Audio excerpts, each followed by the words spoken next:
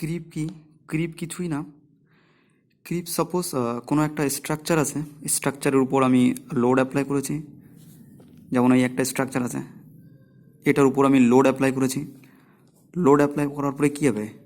এটা কিছুটা strain develop করবে এর মধ্যে। স্ট্রেন মানে কি? সাপোজ একটা বাসের চেয়ার বা কোনো একটা জায়গা, বসার জায়গা, যেখানে কোনো একটা মানুষ বসে আছে, হঠাৎ এখানটাতে বসলো, তাহলে কী হবে? এই চেয়ারটাতে যদি গদি দেওয়া থাকে, তো চেয়ারটা হঠাৎ দেবে যাবে, মানে কি ওর মধ্যে স্ট্রেন হবে। সেরকম কোনো একটা স্ট্রাকচারের মধ্যে যদি হঠাৎ আমি লোড অ্যাপ্লাই করি, তো স্ট্রাকচারটা কিছুটা হলেও ইনস্ট্যান্ট স্ট্রেন মানে ডেভেলপ করে ওর মধ্যে, মানে ইলাস্টিক স্ট্রেন বলে ওটাকে। প্রথমেই যে স্ট্রেন ডেভেলপ করে ওটাকে বলে ইলাস্টিক স্ট্রেন। ঠিক আছে, আমি বলতে যাচ্ছি ক্রিপ কি। ক্রিপ জানার আগে আমার জানতে হবে কোনো একটা স্ট্রাকচারের উপরে যদি আমি লোড অ্যাপ্লাই করি, তো লোড অ্যাপ্লাই করলে স্ট্রাকচারটা কিছুটা হলেও হঠাৎ লোড অ্যাপ্লাই করার সঙ্গে সঙ্গে ইনস্ট্যান্টেনিয়াস স্ট্রেন হবে, যেটাকে ইলাস্টিক স্ট্রেন বলে। বোঝা গেল? কোনো একটা চেয়ারের মধ্যে একটা লোক যদি হঠাৎ বসে যাওয়ার সঙ্গে সঙ্গে কিছুটা ডেবে যাবে, তার মানে ওই যে কিছুটা সঙ্গে সঙ্গে ডেবে গেছে, ওইটাকে বলেছে আমি ইলাস্টিক স্ট্রেন। বোঝা গেল? হঠাৎ ডেবে, মানে বসার সঙ্গে সঙ্গেই ডেবে গেছে যেটুকু। এইবার যদি ওই লোকটা ওই চেয়ারে অনেক দিন ধরে বসেই আছে, উঠছেই না, তাহলে কি হবে? এই যে চেয়ারটা আছে আরও কিছুটা স্ট্রেন হওয়া শুরু করবে, আরও কিছুটা ডেবে যাবে। মানে কি, কোনো একটা স্ট্রাকচারে যদি আমি হঠাৎ লোড অ্যাপ্লাই করি, তো হঠাৎ লোড অ্যাপ্লাই করার সঙ্গে সঙ্গে স্ট্রাকচারটা কিছুটা স্ট্রেন ডেভেলপ করবে। স্ট্রেন ডেভেলপ মানে কি, কিছুটা চেপে যাবে, মানে স্ট্রেন আসবে। ওইটা হচ্ছে ওর ইলাস্টিক স্ট্রেন। এবং ওই লোডটা যদি আমি রেখে দিই অনেক দিন ধরে, দিনের পর দিন রেখে দিই, তাহলে কী হবে? আরও স্ট্রেন ডেভেলপ করবে ওর মধ্যে, মানে আরও কিছুটা চাপতে থাকবে। দিনের পর দিন যদি রেখে দিই, তাহলে কিছুটা আস্তে আস্তে চাপতে থাকবে আরও স্ট্রাকচারটা। এবং ওইখান থেকে যদি আমি লোড সরিয়েও নিই কোনো দিন পরে, তাহলে একবারে কিন্তু সেই আগের পজিশনে ফিরে আসবে না। যদি ইলাস্টিক স্ট্রেন ম্যাটেরিয়াল হয়, তাও একবারে প্রথমে একদম পজিশনে চলে আসবে না। প্রথমে কিছুটা ইনস্ট্যান্ট রিকভারি হবে, তারপরে আস্তে আস্তে অনেকটা রিকভারি হবে, ক্রিপ রিকভারি হবে। বোঝা গেল? আমি বলছি, এই যে কোনো একটা স্ট্রাকচারের উপর যদি হঠাৎ আমি লোড অ্যাপ্লাই করি, হঠাৎ একটা স্ট্রেন হবে, ওটাকে বলছে ইলাস্টিক স্ট্রেন। এবং লোড সাপোজ এখানে টি জিরো টাইমে এই যে স্ট্রেনটা হয়েছে, এটাকে বলছে ইলাস্টিক স্ট্রেন। আর টি ইকুয়াল টু ম্যাক্সিমাম, বা অনেকটা টাইম, আমি যতটা টাইম আমার রাখার দরকার ছিল অতটা টাইম রেখেছি, বা অনেক দিন, 2-4 বছর পরে টি আমি যতদিন রাখতে পারি, যতটা টাইম রাখতে পারি ততটা, টি এগুলো ম্যাক্সিমাম টাইমে বা 2-4 বছর পরে, তখন যে স্ট্রেনটা হচ্ছে সেই স্ট্রেনকে বলছে ক্রিপ স্ট্রেন। প্রথমে যে স্ট্রেন হবে এটা ইলাস্টিক স্ট্রেন, পরে যে স্ট্রেন হবে এটাকে ক্রিপ স্ট্রেন। দুটোকে একসঙ্গে করলে হবে না, কিন্তু টোটালটা হচ্ছে স্ট্রেন।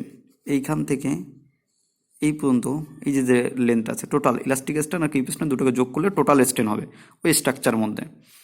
বাট ক্রিপ স্ট্রেন কী হবে? ইলাস্টিক স্ট্রেনের পরে যেটুকু স্ট্রেন হচ্ছে সেটাকে বলছে ক্রিপ স্ট্রেন। তাহলে ক্রিপ কিছুই না।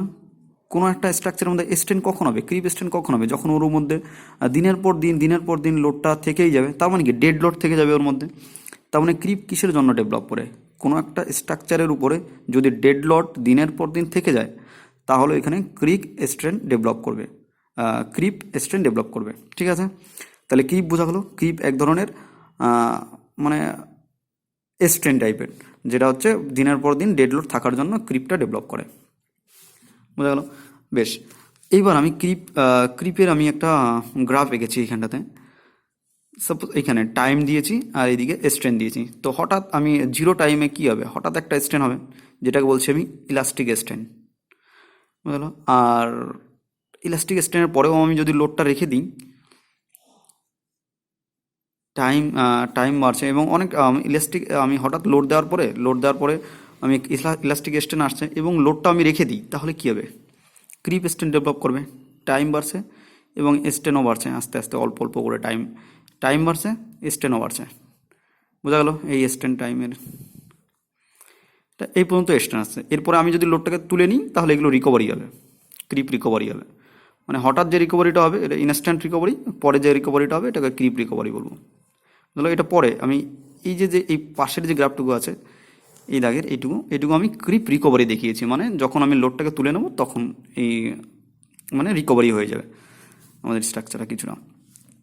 আর বেশ, এদিকে আমি স্ট্রেন দিয়েছিলাম, এদিকে টাইম দিয়েছিলাম।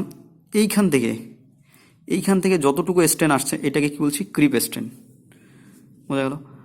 আর প্রথমেই যে স্ট্রেন আসছে সেটাকে ইলাস্টিক স্ট্রেন বা ইনস্ট্যান্টেনিয়াস স্ট্রেন বলা হচ্ছে।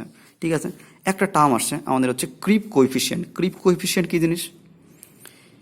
ক্রিপ কোএফিসিয়েন্ট কিছু না, এই যে প্রথম স্ট্রেন টি ইকুয়াল টু 0 টাইমে যে স্ট্রেন পাবো সেই স্ট্রেনটাকে আমি নিচেই লিখবো, যেটা হচ্ছে ইলাস্টিক স্ট্রেন।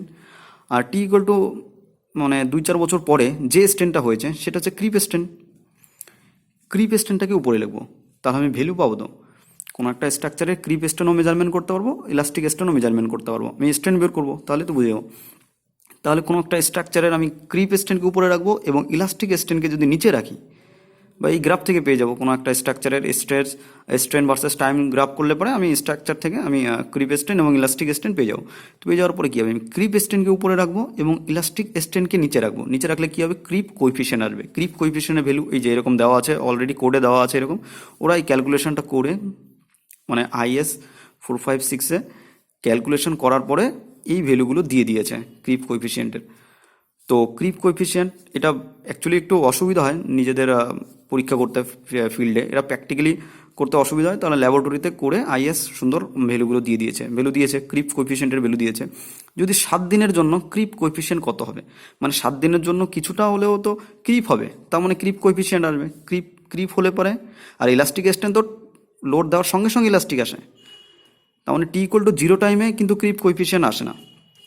আর টি ইকুয়াল টু যে কোনো টাইমে, তো মিনিমাম 7 দিনের জন্য ধরা হয় যে 7 দিনে ক্রিপ কোএফিসিয়েন্ট কত আসবে, তারপর 28 দিনে, এক বছরে এরকম করে ধরা হয়।